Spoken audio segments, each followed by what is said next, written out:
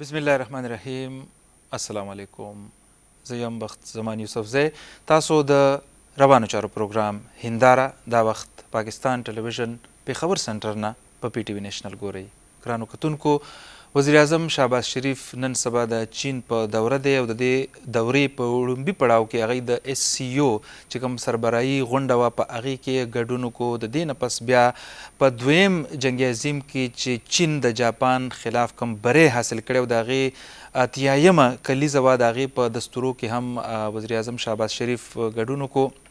په دغه ځای کې په مختلفو موضوعو کې وزیر اعظم شهباز شریف چې کوم خطابات کړي دي یا کوم تقریرونه یې کړي دي، هغوی کې د یو فاتح قام د مشر په حیث باندې چې هغوی کوم تقریر کړی دی او د پاکستان موقف او دریځې په ډاګه کړی دی او دې سره سره پاکستان ته چې کوم چیلنجز راپېښ دي په هغې باندې خبره کړې ده. او هغوی اگر چې نوم نه دی اخیستی خو د بھارت حکومت باندې چې کوم ټکونه کړي دي په ریسنټ پاسټ کې او د دې نه مخکې چې د هغوی کوم کردار پاتې شوی دی، خاص کر خیبر پښتونخوا او د بلوچستان په حواله کله چې موږ د ټیرریزم خبره کوو په هغې باندې په صفا ټکو کې خبره کړې ده او ټولې دنیا چې کوم دی د وزیر اعظم شهباز شریف دغه موقف چې دی دغه ستایلی دی. دې سره سره به موږ په دې هم خبره کوو چې په دې دوره کې د اربونو ډالرو داسې لوزنامې لاسلیک شوي دي د 100 نه زیاتې چې د هغې به راتلونکي وخت کې نه صرف دا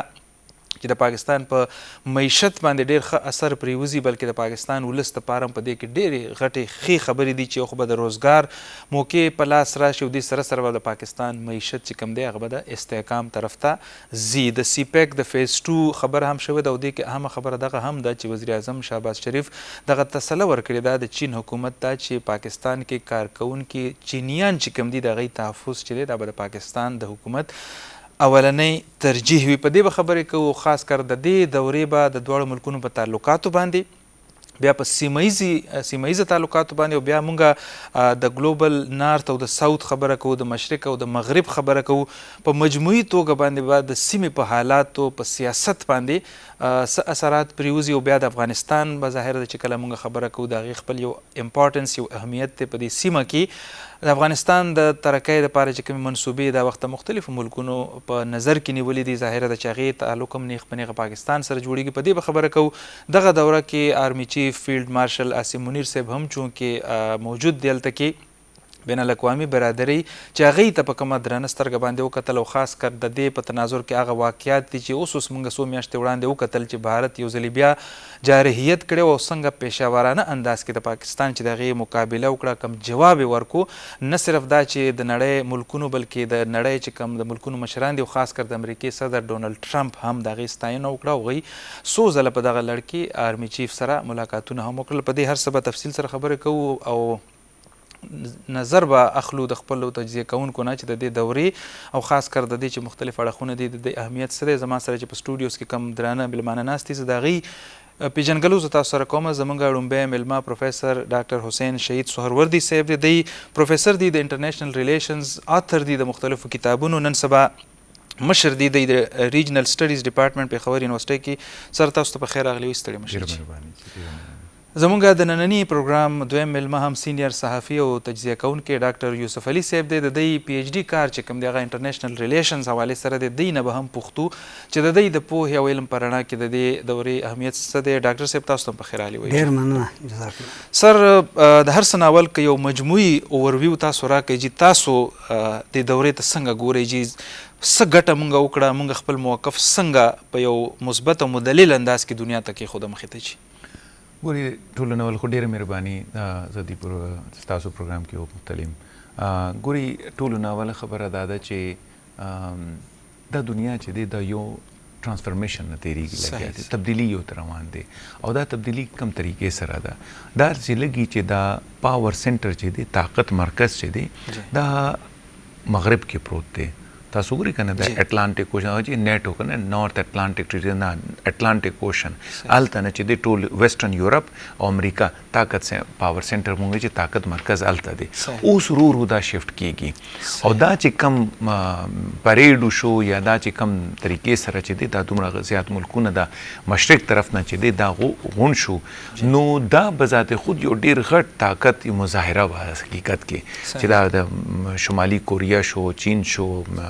روسیا شو، پاکستان شو، دا انډونیشیا، دا دومره زیات ملکونو مشران چې دي دلته غونډېږي، نو دوی نه دا احساس یو ورکول کېږي چې هغه زمانې لاړې چې مغرب چې دی هغه طاقت مرکز او طاقت مرکز چې دی دغه مغربي ملکونه چې دي دا ټول دنیا له چې دی دا ورکول چې دا به کوي دا به نه کوي. د دې غونډه چې دی دا یو خدا دا شور کوي. نمبر 1 دویمه خبره د پاکستان وزیر اعظم چې کم طریقې سره هغې دومره پیش او فرنٹ لاین کې چې دی هغه ګرځېده، باډي لینګویج د هغې چې دی پازیټیو و، هغې پته لګېده چې دا چین چې دی هغه څومره اهمیت ورکول پاکستان ته. کمپیریټیولی چې د مودي باډي لینګویج ډېر ویک و، په زور به یې خندا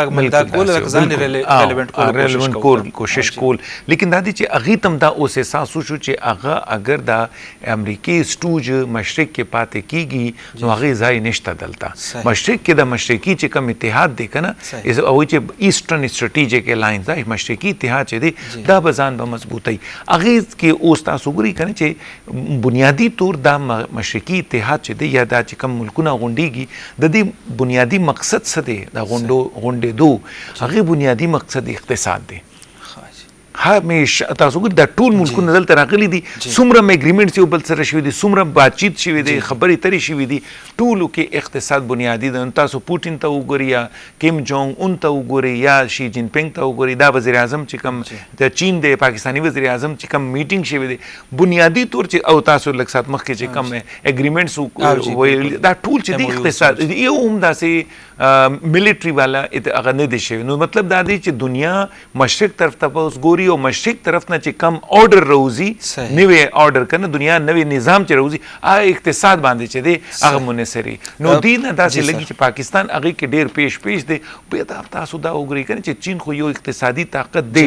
خو پاکستان ته د هغې اقتصادي طاقت پورا ماډل پکار دی. نو دا پاکستان اوس دومره اهمیت دومره مهم کردار ادا کوي، هغې ته دومره اهمیت ملاویږي پریزیډنټ پوټین طرف نه، شي جین پینګ طرف نه. نو دا لګي چې پاکستان دا چې کوم اقتصادي انقلاب مشرق کې برپا کیږي هغه ډیر اهم یو رول وي او مخ وي ډیر نه مخکې، تاکي دا چې کوم معاملات کیږي نو دي کې پاکستان چې دی ځان هغه شانو خي. جی یوسف علي صاحب، یو خدا شفت چې دی کنه چې د مغرب نه مشرق طرف ته څنګه ډاکټر صاحب فرمایل دا بیا د غي د پر څومره غټ چیلنج دی، غي ورته څنګه ګوري په دې هم خبرو کوي. بیا ستاسو په نظر کې د دورې ته څنګه ګوري تاسو چې لکه څنګه و دوره؟ ډېره مننه زمان صاحب. اصل کې سر خو تفصیل سره دا خبره وکړله. بېشکه پاور سنټر چې د مغرب نه مشرق ته را روان دی، کوم چې انټرنیشنلیزم و که نه یا ګلوبلیزم و هغه ریجنلیزم ته روان دی او بلکې تقریبا راغلی دی. او دا ریجنل پاورز دي بیسیکلی، خو دا ګلوبل پاورز غټ پاورز دي، رشا چاینا ریجنل پاورز خدا اسیم دي. خدا انټرنیشنلی کو امریکا څوک چیلنج کوي، رشیا چیلنج کوي یا چاینا چیلنج کوي کنه. نو دا غټ پاورز او د دې د پاور شو چې و دا اکچولی دا ایسیو کانفرنس یا دا پریډ چې و نو دا دواړه پاور شو و کنه. او پاور شو هغه دا و چې څلور نیوکلیر پاورز چې و هغه په یو سټیج باندې ولاړو.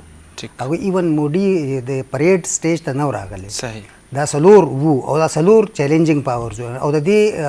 دغې اثر چې دی نو اثر موږ ته په دغه ورځو کې هم ښکاره شو. تاسو که وګورئ که نه د پرزیډنټ ټرمپ چې کوم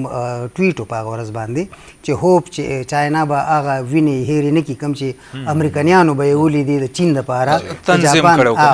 تنظیم کړی و دغه، نو هغه اکچولي هغه ډېر امبیرسینګ ټویټ و د هغه دپاره د امریکې صدر. او غټه خبره دا ده که نه چې لکه کله هم دا بای پولر ورلډ نه بیا د روس د ډسممبرمنټ نه پس یونیپولر ورلډ شو که نه. هغه یونیپولر سټیټس چې کوم دی لون سوپر پاور سټیټس د هغې مینټین ساتل دا ډېر اسان کار خو نه دی که نه. او هغې ته چیلنج و د تېر شوي 150 کالو نه ورته چیلنج و. خو اوس چې دی هغه چیلنج هغوی ته ډېر زیات سیریس شو. هغه ایون په ملټري دا د دوی یو ملټري غټه شو وه چې ملټري پریډ دوی وکړو، یا اکنامک چې څنګه وي اکنامک اسې هم دنیا کې چاینا یو ډېر غټ ایمرج شوی دی ایز اکنامک پاور. نو دا بالکل صحیح خبره ده چې دا یو ډېر غټ شفت دی دې طرف ته راغی. مخکې هم دوی د بریکس په نوم باندې دا بلاکس جوړ کړي دي او خپله ایون اکانومي هم دی، خو انټرنیشنل کرنسي هم دوی اناونس کړې ده. خو دا یو ډېر او دا کانفرنس چې یا دا پریډ چې دا یو میسیجي ورډ ده، دا چې په یو سټیج باندې ودرېږي که نه او د کومې خبرې وکړي دا یو ډېر غټ میسیج ورکړي. نو هغه میسیج دوی ورکو، هم امریکې ته یې ورکو، هم دنیا ته ورکو. سمبولیک وي خو دا غټ میسیج وي او د هغه میسیج اثرات راځي. دویمه خبره څنګه چې تاسو وي د پاکستان او د چین خبره ده. نو ظاهره خبره ده دا خو د پاکستان او د چین تعلقات دا ټایم ټیسټډ دي او ډېر ښه تعلقات دي او هغې کې که څه وخت کې څه لږ ونې دغه راغلي و سیپیک حوالې سره خصوصا نو هغه هم دوباره سیپیک بل فیز دوی اناونس کو یا کوم معاهدې دوی وکړلې نو اصل کې د چې کوم زمونږ پرایم منسټر تللی دی هغه یو پوره ټیم تللی دی چاینا ته نو هغې ټول لکه کوم یو اګریمنټس کېږي خو د هغې ټول هر یو جهتي تعلقاتو باندې که ډیپلوماټیک وګورو ډېر غټ سکسس دی که سټریټیجیک وګورو ډېر غټ سکسس دی که مونږ پولیټیکل وګورو جیو پولیټیکل وګورو ډېر غټ سکسس دی او که اکنامک وګورو هم ډېر غټ سکسس دی ځکه چې په اکنامک کې هم دا تاسو څنګه که 30 معاهدې خو شوي دي پاور سیکټر والا به راځي دلته به انویسټمنټ کوي سی پیک به دوباره شروع کړي نور انرژي به راځي سټریټیجیک یا سیکیورټي کې ټیک ټاک خبرې وشولې ایون سټوډنټس ایکسچینج کې وشولې اګریکلچر کې وشولې ټیک شو د دې ځای نه به اګریکلچر خلک ځي دغه ډېرولو دپاره مطلب دا دی چې ډېر لکه نو ډېر ګټوره ثابتېږي دا او بل دا چې دا هم یو ډېر غټ میسج دی چې یو سټیج ته د پاکستان وزیر اعظم د شمالي کوریا د صدر د چین د صدر او د روس د صدر سره په یو صف کې را روان وي او سټیج ته راځي او ټوله دنیا ورته ګوري د دې نه غټ میسج بل نشته چې یو غټ نیوکلیر پاور او د دې په شا باندې څنګه چې تاسو په سریزه کې وي که نه هغه اوسنۍ ګټې هم دي کوم چې د انډیا په مقابله کې پاکستان حاصل کړلې نو هغه مې ډېره ګټه وجه ده چې دومره ګټه اهمیت ډاکټر صاحب دا یو خو د ګلوبل ساوث چې کوم ملکونه دي نو یو خو دا پیغام هم ورکړو چې موږ د چین په قیادت کې متحد یو که نه جي خو بل سر دا راته ووایي چې ګلوبل نارت خبره چې مونږ کوو هغې کوشش همیشه دا پاتې شوی دی چې د جنګونو یا د جارحیت د لارې چې دی هغې خپله برتري ثابته کړي خو ګلوبل ساوث چې کوم دی هغې د اقتصادي ترقۍ د لارې کوشش کوي چې داسې پلانز او پروجیکټس راوړي چې برتري داسې ثابته کړي چې دې کمپیریزن ته څومره پبلک سپورټ حاصل دی بیا اکراس د ورلډ خبره کوو چې ستاسو د دویم پارټ حصه چې کوم سوال دی که نه دا د اول پارټ جواب دی ولې ګلوبل ساوث چین لاندې تیار دی ولې هغې د چین سوزرانټي یا چین چې کوم لیډرشپ دی هغه قبولوي هغې وجه دا ده چې دلته هغې ته اقتصادي پروجیکټس ښکاري هغې ته اقتصادي ماډل ښکاري هغې ته خپل چې کوم بد حل دی هغې حل ښکاري او بد حل څه دی غربت دی اقتصادي لحاظ سره هغه ډېر زیات بیکورډ دي نو هغه دا وایي چې څوک داسې میلاو شي چې زموږ اقتصادي حالت بهتر کړي نو دا چې دی هغې له چین لیډرشپ دا ورکولی شي بل طرف ته چې کله ګوري چې کوم تاسو ګلوبل نارت والا خبره هغه پیورلی ایکسپلایټیشن دی هغه دلته راځي هر څیز چې دی اوچت کي او ویسي او دوی له هېڅ څه نه میلاویږي نو د وجه چې دی ګلوبل ساوث تاسو ګوري دا چې وینزویلا شو یا پیرو شو د ارجنټینا شو دی نه والی تر دی لکه چین او د پاکستان او د فلیپین پورې دا ټول چې کوم ګلوبل ساوث دی ټول تیار دی ایسټ طرف ته دا مشرقي چې کوم بلاک دی موږ دې طرف ته روان دي او هغې وجه دا ده چې هغه دا سوچ کوي موډل څنګه ده تاسو ګورئ چین نن نه تاسو 50 کال مخکې وګورئ هغې څه بد حل و بیا تاسو ګورئ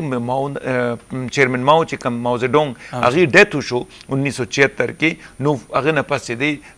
ډینګ زیاوپینګ راځي ډینګ زیاوپینګ خو پیورلی اقتصادي کس دی نو هغه داسې زبردست یو پروجیکټس برپا کړی ملکي چې دی لکه چین چې دی هغه ته لاره ته روان شو همغه څیزونه چې دی تاسو ګورئ دا ټول چې کومې دا یو خاص طور افریقي کانټیننټ چې دی تاسو ګورئ که نه موږ دا وایو چې دا 21وي صدۍ چې دی که نه دا د افریقي کانټیننټ دا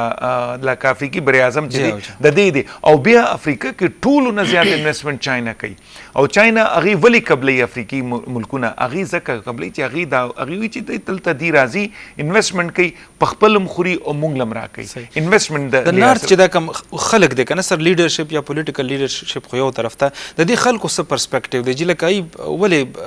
نه راوچتېږي د دې خلاف چې لکه موږ هم اقتصادي ترقي غواړو جنګ نور نه غواړو که نه جي لکه د نارت چې کوم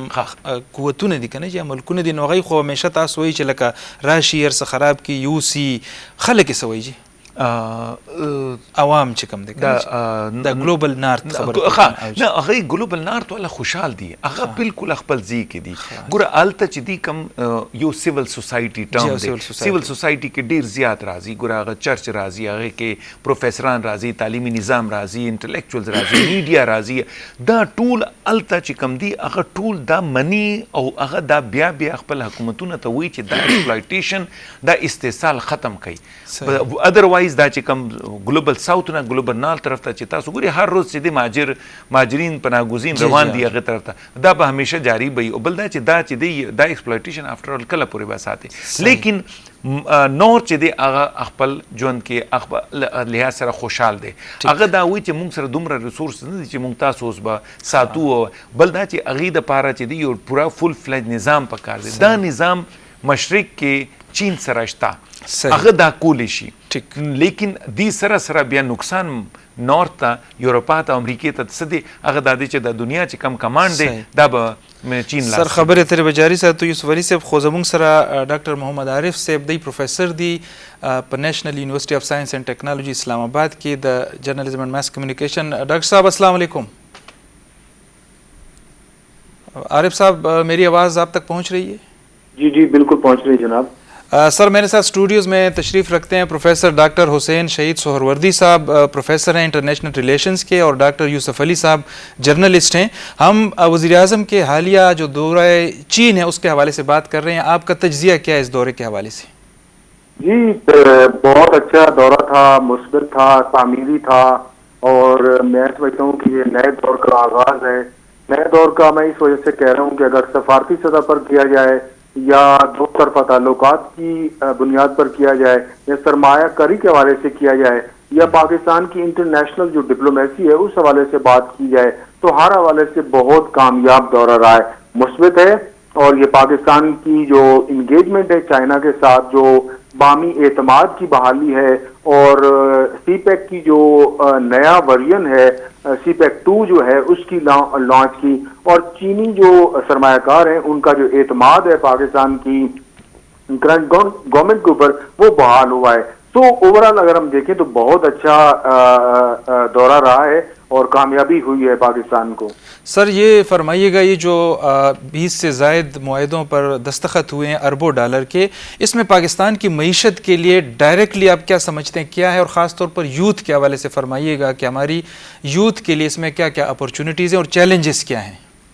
جی بہت اچھا سوال کیا آپ نے، اور میں سمجھتا ہوں کہ یہ ہمارے پاکستان کے مستقبل کا، اور اگر یوں کہیں کہ پاکستان کے روشن مستقبل کا فیصلہ کیا گیا ہے یا ڈیسیژن یا لاہ عمل تیار کیا گیا ہے تو وہ ہے. تو آپ جانتے ہوں گے کہ آلریڈی ہمارے پاکستان کے جو وزیر اعظم ہیں انہوں نے 1000 ایگریکلچر کے جو سائنٹسٹ ہیں، یوتھ لوگ ہیں، ان کو چائنا بھیجنے کا پلان بنایا. 200 ٹریننگ لے کے واپس آ چکے ہیں. اسی طرح آئی ٹی کے اندر بہت سارے معاہدے ہوئے ہیں، جی ٹی کے ساتھ، ہواوے کے ساتھ، ڈیجیٹل اکانومی کے سیکٹر میں، مائننگ کے سیکٹر میں، ٹیکسٹائل کے سیکٹر میں، ایگریکلچر کے سیکٹر میں، اور گوادر پورٹ کو دوبارہ فعال کرنے میں جو کے حوالے سے بہت ساری جو معاہدے ہیں، ایم او یوز ہوئے ہیں. تو اوورال وزیر اعظم نے وہاں پہ بات کی کہ پاکستان میں ریفارمز کا بہت اچھی پروسیس چل رہا ہے، انوائرمنٹ بہت اچھا ہے، ہمارے پاس یوتھ اچھی ہے جو کہ انٹرنیشنل کمپنیز میں کام کر سکتی ہے، اور ان کی آئی ٹی اسکلز، انگلش اسکلز بہت اچھی ہیں، جو کہ چائنا کے لیے ایک بڑا ایڈوانٹیج ہو سکتا ہے. تو چائنیز انویسٹرز کو انہوں نے انوائٹ کیا کہ پاکستان میں آئیں. پاکستان میں ہیومن ریسورسز اور نیچرل ریسورسز جو ہیں ان کی ان سے وہ فائدہ اٹھا سکتی ہیں چائنیز کمپنیز. جب چائنیز کمپنیز کو فائدہ ہوگا تو سرٹنلی پاکستان کی اکانومی کو بوسٹ ملے گا. اور آئی تھنک یہ ابھی تک بہت پاکستان جو ہے رائٹ ڈائریکشن میں ہے، اور وزیر اعظم کا جو ہے وزیر اعظم کے اوپر چائنیز انویسٹرز کا اعتبار ہے. میں پرسنلی بہت ساری چائنیز کمپنیز کو جانتا ہوں جو کہ اس گورنمنٹ کے اوپر اور اسپیشلی وزیر اعظم شہباز شریف کے اوپر اعتماد کرتی ہیں، اور وہ انٹرسٹڈ ہے پاکستان میں سرمایہ کاری کے حوالے سے. اور بہت سارے اپارچونیٹیز جو ہیں معدنیات کے حوالے سے خیبر پختونخوا کے علاقے میں موجود ہیں، بلوچستان میں موجود ہیں. تو خیبر پختونخوا کی گورنمنٹ کو، وہاں کے بزنس مین کو، کمیونٹی کو، انڈسٹریلسٹ کو چاہیے کہ وہ اچھی پرپوزلز بنائیں، اور یوتھ کو جو اسپیشلی جو آئی ٹی کے میدان میں ہے ان کے لیے بہت سارے اپارچونیٹیز ہیں. تو مدنیات کے میدان میں، آئی ٹی کے میدان میں خیبر پختونخوا کے علاقے کے لیے بہت سارے اپارچونیٹیز ہیں. صرف ہمیں رائٹ مائنڈ کے ساتھ، صبر کے ساتھ، اور بہتر پرپوزل کے ساتھ، اور جو اچھا ایک مثبت انوائرمنٹ ہوتا ہے انویسٹر کے لیے، سرمایہ کار کے لیے، وہ مہیا کرنا ہے. جب یہ چیزیں مہیا آئیں گی تو آئی ایم شیور، کیونکہ میں چائنا میں 6 سال رہا ہوں اور میں چائنیز سائیکالوجی کو جانتا ہوں اور ان کا جو بزنس ورکنگ انوائرمنٹ ہے اس کو میں جانتا ہوں، تو خیبر پختونخوا کے لیے بہت سارے اپرچونیٹیز موجود ہیں اور یوتھ کے لیے ہیں اور وہاں کی عوام کے لیے موجود ہیں. تو اس اپرچونیٹی کو ضائع نہیں کرنا چاہیے, مثبت طریقے سے آگے آنا چاہیے, صحیح پرپوزل ہونے چاہیے. اور رشیا کئی کا جو اکنامک زون ہے اس میں بہت سارے چائنیز آلریڈی پوچھ چکے ہیں, تو گورنمنٹ کو وہاں تھوڑے سے اپنے فیسلٹیز بہتر کرنی ہوگی. جب یہ ساری ڈاٹس مل جاتی ہیں, انوائرمنٹ بہتر ہوتا ہے, انویسٹرز آتے ہیں, جوائنٹ وینچرز ہوتا ہے, آئی ٹی کمپنیز چائنیز کمپنیز کے ساتھ مل کے کام کرتی ہیں, تو میرے خیال ہے صوبائی جو صوبے کی حکومت ہے, جو عوام ہے اور نوجوان ہے, سب کے لیے بہترین تعمیری اور مثبت اور روشن مستقبل کی جانب ایک قدم ہے. یہ حکومت کا کام جو ہے وہ پرپوزل دینا ہے, لیکن جو مقامی حکومتیں ہیں, مقامی جو بزنس مین کمیونٹی ہے, ان کو فائدہ اٹھانا ہے. تو فائدے کے لیے ضروری ہے کہ ہم مثبت سوچ کے ساتھ آئیں اور بہتر لائے عمل لے کے آئیں. اور چائنیز دے آر ریئلی ریڈی ٹو ورک, انویسٹ اینڈ فار جوائنٹ وینچر اینڈ ون ون سچویشن. سر آپ نے بات کی کہ سرمایہ کاری کے حوالے سے بات کی, بندرگاہ کے حوالے سے آپ نے بات کی, اور آپ نے فرمایا کہ چونکہ آپ وہاں پر رہ چکے ہیں تو آپ کو وہاں کے لوگوں کی نفسیات کا بھی پتہ. یہ جو ہمارے وزیر اعظم صاحب نے ان کو یقین دہانی کروائی سیکیورٹی کے حوالے سے کہ ان کی جو سیکیورٹی ہے وہ ہماری اولین ترجیح ہوگی, اور ساتھ ساتھ کی سرخ فیتے کی جو پالیسی ہے اس کو ختم کیا جائے گا, تو کس حد تک وہ اس کو پازیٹیولی ٹرانسلیٹ کریں گے چائنیز جو گورنمنٹ ہے, اور کس حد تک ہم کامیاب ہوئے ہیں کہ ان کے خدشات ہم دور کر رہے ہیں, خاص کر سیکیورٹی کے حوالے سے؟ بہت زبردست سوال آپ نے پوچھا ہے, اور آپ نے دکھتی رگ جو ہے چائنیز کی اس کے اوپر آپ نے پوائنٹ آؤٹ کیا ہے. چونکہ چائنیز جو ہے سیکیورٹی کے حوالے سے بہت سارے کنسرن شو کرتے رہتے ہیں. ہمارے ہاں ٹیررزم کی ایکٹیویٹیز بھی ہوتی رہتی ہیں, اور جو دشمن ممالک ہیں, گروپس ہیں, وہ پاکستان میں اس طرح کی جو ایکٹیویٹیز کر کے چائنیز انویسٹرز کمپنیز کو ڈراتے رہتے ہیں. تو جیسا کہ پہلے میں نے کہا کہ چائنیز انویسٹرز کو پرائم منسٹر کے اوپر یقین ہے, گورنمنٹ کے اوپر یقین ہے, اور ہمارے چیف صاحب بھی ساتھ گورنمنٹ کے گئے ہیں. تو اوورآل ان کو یہ یقین دہانی کرائی گئی کہ ہم آپ کی جو چائنیز پرسنل ہیں, چائنیز بزنس مین ہیں, چائنیز انویسٹرز ہیں, وہ ڈیمز میں کام کر رہی ہیں, روڈز میں, مائننگ میں کام کر رہے ہیں, ان کی سیکیورٹی کو ہم انہینس کریں گے اور بہت سوفسٹیکیٹڈ, بہت اچھی سیکیورٹی پرووائڈ کریں گے, جس سے یہ چائنیز کا اعتماد بحال ہوگا. اور وہ جو انڈسٹریلائزیشن کا پروسیس ہے, ڈیولپمنٹ کا پروسیس ہے, اکنامک جو بہتری کا پروسیس ہے, وہ ایزی ہوگا. سو سیکیورٹی ایک بہت بڑا ایشو ہے چائنیز کے لیے. آئی تھنک جو چیف آف آرمی اسٹاف کا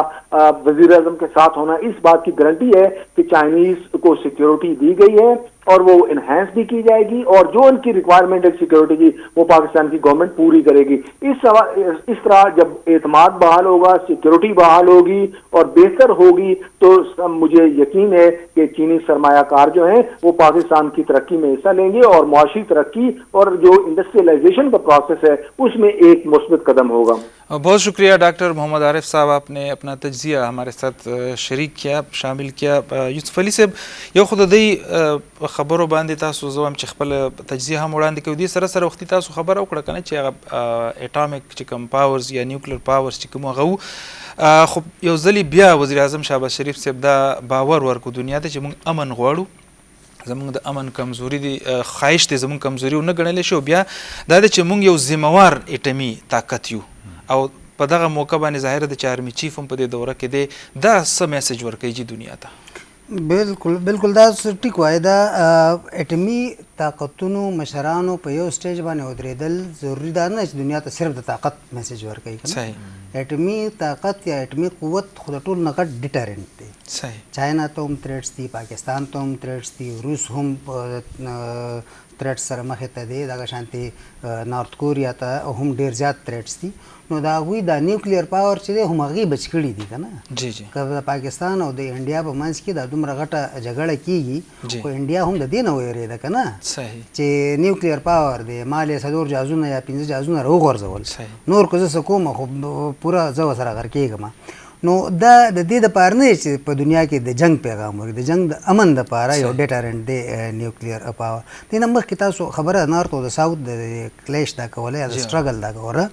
نارت او ساوت کې هم دا سټرګل ډېر زیات لکه پخوانی هم دی او یو پرپیچوال سټرګل دی که نه، د ایسټ ویسټ او نارت ساوت سټرګل. دا په انټرنیشنل ریلیشنز کې سره موږ ډېر پوهېږي، خو دا ډیپنډنسي تیوري دا یا ورلډ سیسټم والا تیوریز دي که نه، همدغه نارت والا راشي دوی خپل نالج پاور دوی چې زموږ سره نالج دی موږ یوز کوو، د دې ساوت نه ټول ریسورسز اوچت کړي، ډیپنډنټ دي د دوی په ریسورسز باندې. د دې خلک بیکورډ پاتې شي، ان ایجوکیټډ پاتې شي، د صحت د سہولیاتو نه بغیر پاتې شي. او دا د څنګه چې سر وي د لیټن امریکا نه شروع شي تر د افریقې پورې دا پوره بیلټ همدغه شان دی. هغوی ته ریسورسز اوچت کړي او خپلو خلکو ته هغوی سوشو اکنامک دومره اپلیفټ ورکړو چې هغه ته نشته پته چې په افریقا کې څه کېږي، دا د هغې مسله نه ده، یا په لیټن امریکا کې څه کېږي. نو دغه یو دغه دی. بهرحال د خپل ستاسو د سوال ته چې راشو که نه، د شهباز شریف دغه هم یو ډېره غټه خبره ده چې لکه دغه دی څه ورته وایي دا د امن پیغام یې ورکړو او امن. خو دوی ټول چې یو بل ته دغه شان رانږدې شي او د خپل اقتصاد ښه کړي، لکه څنګه چې اوس روس او چین هم ډېرې غټې غټې معاهدې وکړې، د انرژي معاهدې وکړې، ګیس پایپ لاین به رشا ورکوي. ټول یورپ ډیپنډنټ دی د رشا په آیل او په ګیس باندې که نه. نو هغه به اوس چاینا ته ډایورټ شو. د چاینا ډېر غټ ضرورت دی، د چاینا سره خو انډسټري ډېره ده، خو آیل او ګیس ریسورسز سره مسله ده. نو یو خدای چې سی پیک ورسره هغې سره راشي مضبوط شي، بل ورته هغه طرف نه ورته ګیس راشي، نو د هغه مسله ښه ده، هغې به مونږ ته څه دغه وي څه ورته فایده وي، مونږ ته به دا فایده وي چې زمونږ څنګه چې د عارف صاحب وشمارلي که نه، دا ټول پاور کې به دلته کې انویسټمنټ شروع شي، اګریکلچر کې به انویسټمنټ شروع شي، آی ټي کې به انویسټمنټ شروع شي، ماینز اینډ منرل کې به شروع شي، ټوریزم کې به شروع شي. دا ټول نو موږ به ورسره اټومیټیکلي اپلیفټ طرف ته لاړ شو، زموږ به اقتصاد ورسره ښه شي او همدې سره به لکه موږ ته فایده وشي. صحیح سر، دا وخت چې د پاکستان کوم یو جیو سټریټیجیک او جیو پولیټیکل پوزیشن دی که نه جي، تاسو څه ګڼئ چې دې دورې سره او دې دوره کې چې څه وشو هغې ته څومره نور قوت میلاو شو جي او دنیا هغه ومنه چې د پاکستان جیو سټریټیجیک او جیو پولیټیکل پوزیشن چې کوم دی دا منل پکار دي؟ ګورې زه دې دواړو کې یو اگر فیور وکړم نو دا به ډېر زیات ناانصافي به وي. دواړو په سلسله چې د پاکستان دا سات چې دی هغه خپل انټرسټ او خپل سټرنګث شو کړی ده. دا مئی میاشت کې چې څنګه پاکستان او انډیا منځ کې 4 روزو چې کم جنګ وشو، نو دې دوران کې پاکستان کلیر کړ دا وښودل چې مونږ چې دی جنګي حکمت عملي کې ډېر مخکې یو، مونږ چې کم ویپنري ده هغه زبردست دی او بهترین مونږ چلولی شو، او دښمن چې دی هغه 3 ملکونو ویپن لا استعمال کړي، روسیا او د اسرائیل خپل، او هغې نه پس چې دی هغه امریکي ویپنري چې دی هغه استعمالول، امریکي اسلم استعمالول، او د نه مخکې چې دی امریکي اصطلاح شرمولې وي، نو ښه دی چې هغه چې دی ډونالډ ټرمپ منځ ته مخکې راغله او هغه چې دی دا جنګ ایثار کو. دې نه پاکستان یو کلیر کټ میسج ورکړی چې یو سټریټیجیکلی دا چین سره چې کم تعاون سره مونږ چې کم ویپنز جوړ کړي دي یا هغې نه چې کم مونږ اخیستي دي ښه بهترین مونږ هغه استعمالولی شو، او زمونږ چې کم دا لږ ساعت مخکې تاسو خبره وکړو زمونږ چې دا خواهش دی چې دا پر امن پاتې شو، دا چې تا کمزوري ونه ګڼلی شي، نو هغه پاکستان کلیر کړو. او خیر انډیا اوس وکتل که نه چې دا مۍ کې چې بیا چې مونږ جنګ کوو نو بیا څلور ورځو کې فیصله کوو. بالکل. او بله چې هغې غریبانان چې دي ډېر سادهګان دي، هغې ډېر زیات لکه پخوا زمانه زوړ معاملاتو کې اوسه پورې پراته دي چې مونږ هغه شان چې دی معاملات وشي. اوس خو څیزونه ډېر زیات بدل دي. او دویم چې دی کم دا جیو اکنامکس ګوره دا وخت د هغې دی، دا چې لږ ساعت مخکې عارف صاحب خبره وکړو که نه چې ګورې د بزنس ټو بي ټو بي تاسو به کتلی چې بزنس ټو بزنس چې کم اګریمنټس دي، وزیر اعظم پاکستان چې کم میټینګ وکړو د بزنس کمیونټي سره او د کم طریقې سره هغې ته یقین دهاني ورکول چې ګورئ سیکیورټي معامله بالکل تاسو لپاره به بالکل مختلف به کوو، دې کې هېڅ څه نشته، داسې پخوا زمانه دا کېده، خو اوس چې دی واقعي مونږ تاسو ټول ګارډ کوو. او دې نه چې دی دا احساس کېده چې نه صرف دا چې جیو سټریټیجیکلی مونږ ډېر زیات مضبوط یو، هغې یو چې کم جلک چې دی هغه مۍ کې دا چې امریکا انډیا خلاف مونږ وښودل، هغې سره سره چې دی اکنامکس کې چې دی مونږ ډېر زیات انټرسټ لرو، او همدغه لوکل ایریا یعنی کې هغه لوکلایزیشن اف اکنامکس چې مونږ وایو که نه مونږ دې کې انټرسټډ یو، تاکې دا شی چې دی مونږ زیات نه زیات چې دی کیش کړو. او بل یوسف علي صاحب دې کنټینیوټي کې چې خبره کوو که نه چې په دې فورمز باندې هم دنیا یو ځلې بیا لکه وکتل چې د بھارت چې کوم موقف و هغه په دروغو باندې د هغې بنیاد و د پهلګام حوالې سره چې خبره وکړو یا ریسنټ چې کوم کانفلیکټ وشو، او د پاکستان موقف چې کوم هغه بالکل په حقایقو باندې و. څنګه ګورئ لکه د خارجه پالیسۍ په تناظر کې چې مختلفې زاویې مونږ ګورو که نه جي، پاکستان په خارجه سطح باندې دا شی هم کیش کو او دنیا ته دا یقین ورکو چې مونږ ټیکیو. بالکل دا اصل کې مونږ چې وګورو کنه جنگونو کې خو هر ملک خپل نیشنل انټرست او نیشنل پالیسی کوي کنه خپل میډیا یوز کوي. انډیا میډیا کې مونږ هغه سړی راځي به پاکستان میډیا به هم ډیر زیات ریسپانسیبل خو دنیا خو پاګه باندې کې دنیا بیا تھرد پارټي ګوري او تھرد پارټي لکه اوس دا وی کنه زموږ ترجمانان د دنیا قوتونه جوړ شي لکه د ټرمپ چې کوم ټویټس راځي او کوم خبري راځي او د مودي حواله سره کوم سټیټمنټ راځي کنه ته به چې ټرمپ چې د پاکستان ترجمان هغه عمده وته وی کوي چې مودي ته هم زماته ډیر غاټه تم و چې را دې ډیر ورځي جنگ را کوي یو په 100 غنټو کې ډیر شو لکه دا د ټرمپ کو نه کا سټیټمنټ دی کنه دا شانتي دا کوئی رافیل کم را پرې وتل بای باندې د فرانس کم دا راځي یا د رشیا په سراله نو دا شان په دې فورم سي او په دې فورم کې تاسو وګورئ کنه نو صرف اپیرنس د پاکستان د ټیم نو جی د انډیا د ټیم ډیس اپیرنس او جی بالکل لکه دا ډیره غټه خبره وه کنه چې انډیا ته ګوره د یو نیم عرب ملک خلکو ملک دی کنه غټ مارکیټ دی هغه هر طرف سه هغه خپل اکانومي هم خو زما ټول دنیا کې یو غټه اکانومي ده زما ملټري سترنث هم ډیر غټ دی زما سره خو هغه ټول تاسو قتل کنه په دې دا غټ فورم وکنه دا ټول نه غټ فورم و دی ریجن بالکل نو په هغه کې د انډیا وزیر اعظم غیب انډیا وزیر اعظم کراځي نو چې سایت ته ولاړ ټیک شو دا ډېر غټ میسج وکنه او د پاکستان لکه ظاهره خبره ده چې دنیا اوري د چاینا بلکې د چاینا او د پاکستان چې کوم هغه دغه وسوتي یو کنګلومریټ یا یو الاینس وو اف دیر ویپنری یا دا وی چې کوم د سایبر وار والا ټیکنیکس یا دغه چې د سوته ایر اپریشنز نو هغه وکتل دنیا کنه چیرې د دوی څومره ته دغه د په ما ډېر زیات خلک کېدل او زموږ هغه ډیپټي ایر چیف چې کوم دغه ورکه وسه وتی اورنګزیب والا هغه وی چې لیټ می اپډیټ یو اټ از 5-0 کنه هغه 5-0 والا خبره شو نو هغه دنیا وکتل چیرې هغه ځان څومره زما ایر ډیفنس سیستم څه دی او زما اس 400 دی او زما سره رافیل دی او زما پلانې دلته کې موږ سم مخکې نو ویلي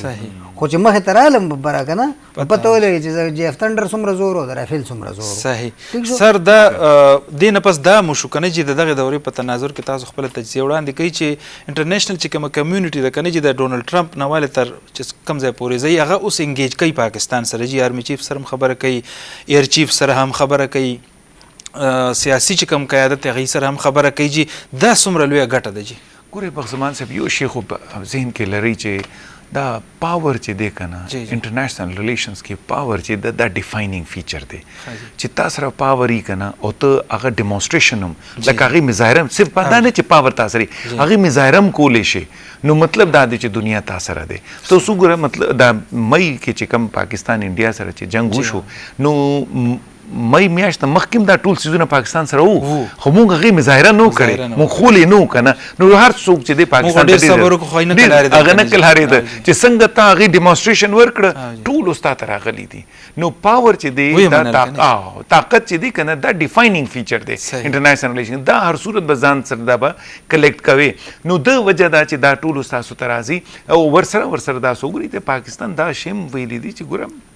مونږ کوشش کوو چې اقتصادي اوسه پورې تاسو وګورئ کنه دا مئی میاشت مخکې اگر تاسو دنیا پاکستان سره تعلق ګورئ کنه نو داسې ښکاري چې پاکستان صرف اقتصاد کې انټرسټډ دی بالکل هېڅ نور څه نه مني او وایي چې جی بس مونږ خو شرمنده یو چې مونږ سره نور څه لیکن څنګه هغې ویپنري هغه چې دی هغه وښودل هغې استعمال وښودل او دا چې دی انډیا چې دی هغې په شرمونو شرمول نو بس هر څه چې دی کلیر شو دنیا ته پته لګېده چې نه صرف دا چې پاکستان اقتصاد کې غواړي چې تعلق بهتر شي بلکې هغې سره چې کم سټریټیجیک ویپنز دي هغه هم ډېر ښه استعمالولی شي او هغه ډیمونسټریشن یوسف علي صاحب دا چې که مونږ هغې ته خو دا تسلي هم ورکړه او ایشورنس هم مونږ ورته ورکړو که نه چې لکه سیکیورټي حوالې سره هم انویسټمنټ حوالې سره هم پاکستان ته چې داخلي طور څه چیلنجز دي لکه هغه پولیټیکل سټیبلیټي مونږ خبره وکړو یا نور چې زمونږ انټرنل چیلنجز دي خاص کر د بلوچستان او د خیبر پښتونخوا که مونږ خبره وکړو دې سره به څه کوو جي بالکل دا ډېره مهمه خبره ده او دا واحد کنسرن چې پریزیډنټ شي چې دی هغه د پرایم منسټر سره ټیک اپ کړی چې چاینیز چې کوم کار کوي پاکستان کې هغوی د سیکیورټي باندې فوکس وساتي. دا الله پاک فضل دی او دا ډېره ښه خبره ده چې تېر شوي کال کې ایټ لیسټ داسې څه بده پیښه نه ده شوې چې چینی پکې وفات شوي، خو هغه چې دی د هغې نه مخکې چینیانو باندې اټیکس شوي دي او دا ظاهره خبره ده چې پاکستان به ولې غواړي چې هغه په خپل ملک کې انویسټمنټ کوونکي یا په خپل ملک کې د بار نه راغلي کارکوونکي هغوی باندې اټیک وکړي یا دغه وکړي. ظاهره خبره ده په دې باندې د ریجن نور د پاکستان انټي پاکستان چې کوم ملکونه دي یا کوم قوتونه دي د هغوی نظر دی، انټرنیشنل چې کوم دغه دي د هغوی نظر دی. هغوی نه غواړي چې سی پیک د کامیاب شي، هغوی نه غواړي چې چاینیز انویسټمنټ د کامیاب شي، هغوی نه غواړي د پاکستان او د چین دغه شانتي دوستانه وي، هغوی نه غواړي چې دوی دغه شانتي ملټري الاینسز وي. نو هغوی په ګوادر کې به هم اټیکس کوي، هغوی به په پېښور کې هم اټیکس کوي، هغوی به په دې لاره باندې د سی پیک په روټ باندې هم هغوی اټیکس کوي. خو دا لکه د دې نه مخکې شوي دي ډېر اټیکس شوي دي په شانګله کې چې کوم شوي یا دغه شانګلې نه خوا تورغر سره چې کوم شوي و که نه هغه اټیک شوي یا په ګوادر کې کېږي یا په بلوچستان کې کېږي. خو هغه شکر دا دی چې ډېر افیکټیولی کاونټر شوي دي اوسه پورې او په هغې باندې فوکس ډېر دی. داخلي چیلنجز تاسو خبر وکړم دا ظاهره خبره ده چې پاکستان دا هم د شکر خبره ده چې تېر شوي د فروری 2023 نه پس پولیټیکل سټیبلیټي ده، یو پیس اف مایند او ټول یو پیج دي که نه چې څیزونه تقریبا لکه داسې ارزان شوي نه دي، نه داسې ډېر غټ مواقع د امپلایمنټس راغلي دي، خو یو پیس اف مایند دی، هغه انریسټ ختم شوی دی ځکه چې سټیبلیټي ده. خلک ګوري چې یاره سټیبل دی حکومت، خلک دا ګوري چې ملټري او دغه چې دی اسټیبلیشمنټ او پولیټیکل فورسز دا په یو پیج باندې دي. نو د هغې د وجې ښه دویم دا دی چې یو فوکسډ بالکل یو ډایرکټډ او ټارګېټډ یو دغه دی که نه. مخکې به پالیسیانو کې برعکته څیزونه کېدل، که تا د ملیټنسي حوالې سره پالیسي وه، که د پالیټکس حوالې سره پالیسي وه، که د انویسټمنټ حوالې سره پالیسي وه. اوس بالکل لکه دا آرمي چیف چې راغلی دی د دې نه پس هغوی زیرو ټالرنس دی ټورډز ملیټنټس. که هغه ایون اپریشن کوي هم ښه ټارګېټډ کوي، که هغه ټاکس کوي هم ښه میننګفل کوي. هغه دا بل دا دی چې هغه چې کوم خواوشا د ملکونو نه خطره ده، لکه موږ ته ټول نه ګډه خطره خو د افغانستان د سایډ نه وه که نه، چې د افغانستان زموږ سره چې کوم بارډرنګ ایریاز وو د هغې نه به انفلټریشن کېدو، د هغې نه مسلې کېدې که نه. دوی د افغانستان حکومت سره هم تېر شوي چې کوم د زموږ وزیر خارجه او د افغان وزیر خارجه تللی چین ته او هلته کې ټاکس وشو، د هغې نه پس افغانستان هم ډېر افیکټیو ایکشنز لي د خلکو خلاف کوم چې پاکستان کې ترخهګري خوري او پاکستان هم دی خوا نو د هغوی دپاره ځای کم شو دغه چې کوم ترخهګر وو. نو هغې باندې دا ډېر غټ چیلنج و ملیټنسي یا لالیسنس په خیبر پښتونخوا کې او په بلوچستان کې. نو هغه هم د الله پاک فضل دی چې ښه کافي حده پورې کنټرول دی او نور هم لکه حالات ښه طرف ته روان دي. نو که پولیټیکل سټیبلیټي راشي او دا څیزونه دا چې کوم لالیسنس والا دا حل شي نو اکنامک اپلیفټ په خپله راځي. پاکستان کې اپورچونیټیز ډېرې زیاتې دي، ډېر زیات. زمونږ لکه نیچرل ریسورسز هم ښه ډېر دي، مین پاور هم ښه ډېر دی، ارس ډېر دی، خو صرف دا سټیبلیټي پکار ده، رایټ ډایرکشن کې پالیسیز پکار. صحیح سردار ته یو خبره یو بل میډ کم دي کې ګوري تاسو دي چې پاکستان کې یو پرټیکولر یو ذهنیت وو. ګوري امریکای نه چې یو کلرک شانتي یو کس راتل کنه نو وزیر خارجه منډه کړل د ایرپورټ ته چې ریسیو کو کمال شو دا سپین رنگ امریکای راغلی دی او چې چین نه چې ډیر های پروفایل ډیلیګیشن راتل کنه نو چا سیکریټری ته ویل چې لاړ شه دا ریسیو کوي. دا منټالیټي بدل شوی دی. اوس موږ ته دا احساس شوی دی چې موږ ته د اقتصادي اگر ګټه اغستل دي نو نه صرف دا چې دی ته سکیورټي زبردست ورکول پکار دی بلکې د دې سره چې دی مړستا کول دی او د ته چې دی اقشان پروتوکول مو. صحیح سر اخره کې دا راته چې د افغانستان خبره هم ډاکټر صاحب وکړه کنه چې د سیمه کې چې سم کېږي پاکستان حواله سره د افغانستان هم چون کې مختلف فیزز نه تیر شونه پاکستان ته سترګې وي کنه جی د بھارت یا د امریکای خو بل نظری خو د افغانستان خپل نظر وي د بي ار آی یا د سی پیک فیز 2 چې دی د کې افغانستان د پاره ستدي جی ګوري دا یاد لري چې د اقتصاد چې دی هغه ملکونه هغه غونډي صحیح هغه تقسیمای نه. تاسو اگر یورپین یونین والا یورپا کې وګورئ کنه ښه زبردست یو بل سره غون پاتې شي د سیکنډ ورلډ وار نه پس چې ته بد رز نه دی کتلې بلکې هغې چې کوم فوجونه ساتل دي او یو فوج چې دی هغې ته دا تجربه نشته چې جنګ به څنګه کوو نو همدغه شان کېږي چې بار چېرته نو دا سات چې دی د دې علاقې کې هم دغه شان یو اقتصادي چې دی انقلاب برپا کول ضرورت دی. اگر بي ار آی کې او دا خاص طور د سی پیک کې افغانستان دا او د افغانستان شامل شي کنه نو تاسو څومره تاسو ګورئ کنه دا چې کوم حالات به د حالات دي پاکستان انډیا پاکستان افغانستان معاملات هم مخشي او ورسره چې دی یو اقتصادي انقلاب هم دلته راځي. صحیح جی ګرانو کتونکو مونږ خبره وکړه د وزیر اعظم شهباز شریف د چین چې کومه دوره ده هلته کې په چې کومو ملاقاتونه هغوی وکړل یا SCO کې چې هغوی کوم خطاب وکړو خاص کر بیا چې کومې لوزنامې لاسلیک شوې د پاکستان دپاره د پاکستان د معیشت دپاره د پاکستان د اقتصادي ترقۍ او د یوت دپاره د هغې چې کوم اثرات دي په هغې باندې مونږ په تفصیل سره خبره وکړه او هغه وخت لرې نه دی چې کله به دغه ټولې معاهدې لوزنامې چې کوم دي دا به عملي کېږي. نو ظاهره ده چې د اقتصادي ترقۍ په شکل کې به د دې نتیجې مخې ته راځي. پروفیسر ډاکټر حسین شهید سوروردي صاحب ستاسو سره ډېره زیاته مننه کوو د راتګ چې ډاکټر یوسف علي صاحب ستاسو هم ډېره زیاته مننه کوو او موږ د ډاکټر محمد عارف صاحب هم ډېر زیاته مننه کوو اسلام آباد نه هغوی د ټلیفون د لارې زموږ پروګرام کې ګډون وکړو. ستاسو نه اجازت غواړو. د الله په امان.